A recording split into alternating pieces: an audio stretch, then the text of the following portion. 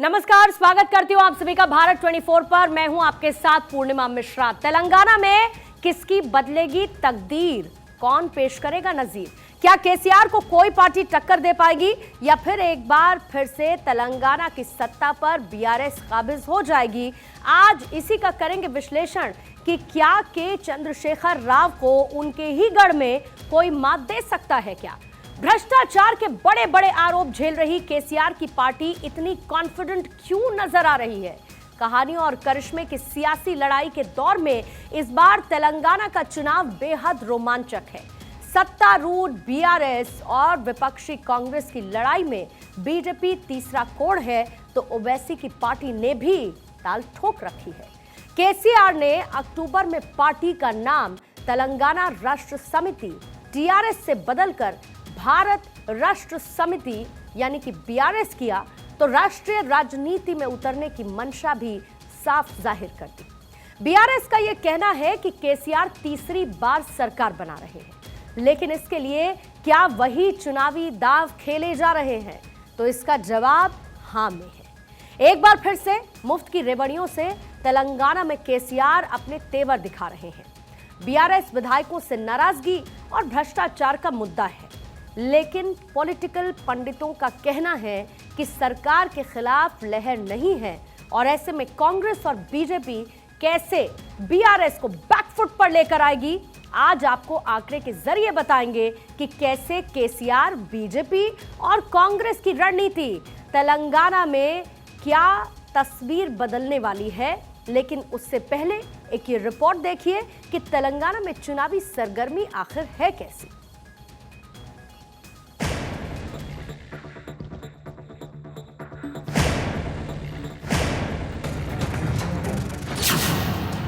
तेलंगाना में बदलेगी चुनावी तस्वीर या फिर केसीआर लगाएंगे हैट्रिक? मुफ्त की रेवड़ियां लगाएंगी चुनावी नैया पार? बीआरएस, कांग्रेस और बीजेपी के बीच आर पार। 2014 में बने राज्य तेलंगाना की चुनावी कहानी क्या 2023 में बदलेगी? क्या के चंद्रशेखर राव को कांग्रेस, बीजेपी या फिर एआईएमआईएम रोक पाएगी? लगातार 2 विधानसभा चुनाव जीत चुकी भारत राष्ट्र समिति दोबारा 2018 के प्रदर्शन को दोहराना चाहती है और इसके लिए केसीआर ने अपने कैंपेन की शुरुआत अगस्त महीने में ही शुरू कर दी थी। 21 अगस्त को ही 119 विधानसभा सीटों में से 115 सीटों पर उम्मीदवारों की घोषणा बीआरएस ने कर दी थी। 30 नवंबर को तेलंगाना में वोट डाले जाएंगे और 3 दिसंबर को 4 राज्यों के साथ तेलंगाना के नतीजे भी सामने आएंगे। बीआरएस के पास तेलंगाना निर्माण के लिए लड़ने वाले के चंद्रशेखर राव और राज्य सरकार के 10 साल के कामों की फहरिस्त है, लेकिन केसीआर पर लगातार भ्रष्टाचार के बड़े आरोप लग रहे हैं, जिससे यहाँ सियासी पारा हाई है। तेलंगाना की सरकार में जो भी पैसे वाले डिपार्टमेंट हैं, चोरी वाले डिपार्टमेंट हैं, जमीन, शराब और रेत, तीनों एक परिवार के साथ। हमने आपसे 6 वायदे किए हैं। आने वाले समय में जब कांग्रेस की सरकार होगी, तेलंगाना की महिलाओं को बस में घूमने के लिए 1 रुपया नहीं देना पड़ेगा और 2500 रुपए हम आपके बैंक में हर महीने डालेंगे। रैतु भरोसा स्कीम 15,000 रुपए प्रति एकड़ तेलंगाना के किसानों को। People of Telangana will never forget you or never forgive you, because not only you, starting from Nehru ji, Indira ji, repeatedly you have insulted Telangana, but this again is an insult to the people of Telangana, where guarantees are given by Gandhis, but apologies are given by some non-decision makers in Congress party. It's really unfortunate. Telangana में इस बार लड़ाई त्रिकोणीय नजर आ रही है। एक तरफ कर्नाटक की जीत से उत्साहित कांग्रेस के पास भारत जोड़ो यात्रा की कहानियां और गारंटी की आजमाई हुई तरकीब है, तो दूसरी ओर बीजेपी प्रधानमंत्री नरेंद्र मोदी के करिश्मे और केंद्र की उपलब्धियों के भरोसे मैदान में है। तेलंगाना में बदलाव की जो आंधी चल रही है, उसे इस विशाल जनसभा में भी महसूस किया जा। जिस मैदान से मिले आशीर्वाद, मोदी को पीएम बना दिया, इसी मैदान के आपके आशीर्वाद बीजेपी का पहला मुख्यमंत्री बीसी मुख्यमंत्री यहीं से बनेगा। 2019 में लोकसभा की 4 और 2020 में हैदराबाद ग्रेटर नगर निगम की 48 सीटें जीतने के बाद एक समय ऐसा था जब बीजेपी बीआरएस के लिए सबसे बड़ी चुनौती बन गई थी। उग्र हिंदुत्व और केसीआर पर भ्रष्टाचार और परिवारवाद के आरोप लगाकर जमीन मजबूत कर रही थी। चुनावी साल में भी पार्टी ने अपने घोषणा पत्र में इसे धार देने की कोशिश की। मित्रों, भारतीय जनता पार्टी का लक्ष्य गरीब कल्याण है और केसीआर की पार्टी और कांग्रेस पार्टी का लक्ष्य परिवार कल्याण है। मैं तेलंगाना की जनता को अपील करने आया हूं कि परिवार कल्याण में विश्वास रखने वाली पार्टियां तेलंगाना को आगे नहीं बढ़ा सकती। तेलंगाना को केवल और केवल नरेंद्र मोदी जी के नेतृत्व में भारतीय जनता पार्टी ही आगे बढ़ा सकती है। 30 नवंबर के चुनाव से पहले केसीआर का पूरा अभियान मतदाताओं को चेतावनी देने के इर्द गिर्द घूमता नजर आ रहा है कि उनकी मुख्य विपक्षी पार्टी कांग्रेस है। अगर वो सत्ता में आए तो कल्याणकारी योजनाओं को रोक देंगे। 9 सालों तक सत्ता में रहने के बाद सत्ता विरोधी लहर के बावजूद केसीआर के लिए ये महत्वपूर्ण है कि लाभार्थी उन्हें वोट देते रहें। मैं एक बात आपके इल्म में डालना चाहता हूं। ऐसा है, कांग्रेस बीजेपी दोनों एक ही सिक्के के दो तरफ है। एक तरफ कांग्रेस है, दूसरे तरफ बीजेपी है। बीजेपी 10 साल हो गए सरकार बनके, हम नया रियासत बने, 157 मेडिकल कॉलेज नया खोले मरकजी के सरकार। मैंने प्रधानमंत्री को, वजीर आजम को 100 चिट्ठी लिखा मैं मुख्यमंत्री की हैसियत में। एक भी मेडिकल कॉलेज हमको नहीं दिए, एक भी। क्या हम हिंदुस्तान में नहीं है? हम रियासत नहीं है? ये क्या बात है? बीआरएस मतदाताओं की जेबों में भारी मात्रा में नकदी डालने के बावजूद राजनीतिक उठापटक का सामना कर रहा है। ऐसे में सबसे बड़ा सवाल यही है कि क्या केसीआर तेलंगाना में जीत की हैट्रिक लगा पाएंगे। Bureau report, Bharat 24। और आइए इस रिपोर्ट के बाद अब तेलंगाना में 2018 और 2014 में किस पार्टी का क्या परफॉर्मेंस रहा है, इस पर नजर डाल लेते हैं। सबसे पहले बात साल 2018 की करूंगी। मौका विधानसभा चुनाव का, जिसमें केसीआर की पार्टी बीआरएस ने सबसे ज्यादा 88 सीटें जीती थी, यानी कि पार्टी को 47% का वोट प्रतिशत मिला था। दूसरे नंबर पर रही थी कांग्रेस को 19 सीटें मिली थी और इनका वोट प्रतिशत 28% का रहा था। वहीं बीजेपी 2018 में भी अपना खाता खोल चुकी थी, लेकिन सिर्फ एक सीट। वोट शेयर की बात करें तो 7% वोट बीजेपी को तेलंगाना में मिला था। इधर ओवैसी की पार्टी, जिसका गढ़ हैदराबाद माना जाता है, AIMIM, वो कुछ खास कमाल नहीं कर सकी थी। AIMIM को 7 सीटें मिली थीं, लेकिन वोट सिर्फ 3% ही मिला था, यानी कि वोटिंग परसेंटेज था 3% का। अब इससे थोड़ा पहले चलते हैं और बात 2014 की करते हैं। मतलब ये कि तेलंगाना के पहले विधानसभा चुनाव, जिसमें केसीआर की पार्टी ने 63 सीटें जीती थीं और 34% वोट केसीआर की पार्टी को मिला था, तो कांग्रेस को 25% वोट प्रतिशत के साथ 21 सीटों पर जीत हासिल हुई थी। तो बीजेपी ने तेलंगाना के पहले चुनाव में ही शानदार प्रदर्शन किया था और 5 सीटें अपने नाम बीजेपी ने की थी, लेकिन वोट परसेंटेज रहा 7%, यानी कि लगभग बराबर का। AIMIM को 7 सीटें मिली थी, लेकिन वोट फीसद सिर्फ 4% का रहा। साल 2014 में टीडीपी को 15 सीटें मिली थी, लेकिन 15% वोट के साथ। लेकिन 2014 वाली परफॉर्मेंस टीडीपी 2018 में दोहरा नहीं पाई थी। टीडीपी को 2018 में एक भी सीट नहीं मिली थी। अगर आप इन पूरे आंकड़ों को देखेंगे, इसको एनालाइज करेंगे, तो आप ये समझ पाएंगे कि पिछले दोनों ही विधानसभा चुनाव में केसीआर का डोमिनेशन देखने को मिला। यानी कि केसीआर कहीं ना कहीं हावी नजर आए। लेकिन इससे भी बड़ा सवाल यह है कि क्या 2023 में यानी कि होने वाले चुनावों में यही रिकॉर्ड बीआरएस कायम रख पाएगी? यह देखना बड़ा दिलचस्प होने वाला है। लेकिन इसके साथ साथ तेलंगाना में विधानसभा चुनाव हो रहे हैं और उससे पहले पार्टियों की तरफ से बड़े बड़े ऐलान हो रहे हैं। लेकिन केसीआर का डोमिनेशन अगर आपको देखना है, किस तरीके से केसीआर हावी नजर आई, तो आप लोकसभा चुनाव के आंकड़ों के जरिए भी इसको समझिए। 2019 मौका लोकसभा चुनाव का और केसीआर की पार्टी ने तेलंगाना की 17 लोकसभा सीटों में से 9 लोकसभा सीटों पर जीत हासिल की थी 42% वोट शेयर के साथ। कांग्रेस को 3 सीटें मिली इनमें से, और बची हुई बीजेपी को 4 और एआईएमआईएम को लोकसभा चुनावों में 2019 में 1 सीट मिली। अब 2014 लोकसभा चुनाव की बात कर लेते हैं।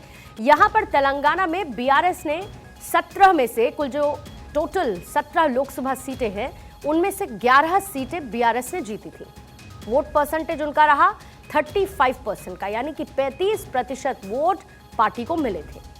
2014 में कांग्रेस को 2, बीजेपी को 1 और असदुद्दीन ओवैसी की पार्टी यानी कि एआईएमआईएम को भी 1 और टीडीपी को भी 1 सीट 2014 के लोकसभा चुनावों में मिली थी।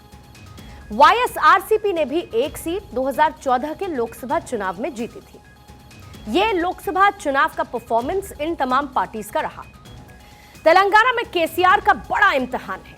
केसीआर अपनी किस्मत दोबारा से चमकाने के लिए एक बार फिर से मुफ्त की रेवड़ियों का सहारा ले रहे हैं। हालांकि अगर आप इसकी बात करेंगे तो अमूमन सभी पार्टियों की स्थिति फिलहाल उनके घोषणा पत्र में, उनके संकल्प पत्र में, चुनावी रैलियों के जरिए एक जैसी नजर आती है। हालांकि ये सभी पार्टियां, चाहे जैसा कि मैंने जिक्र किया बीजेपी हो, कांग्रेस हो, अगर आप दोनों का ही घोषणा पत्र और संकल्प पत्र देखेंगे तो आपको कहीं ना कहीं वो फ्री बीज की यानी कि मुफ्त की रेवड़ियों की झलक नजर आएगी।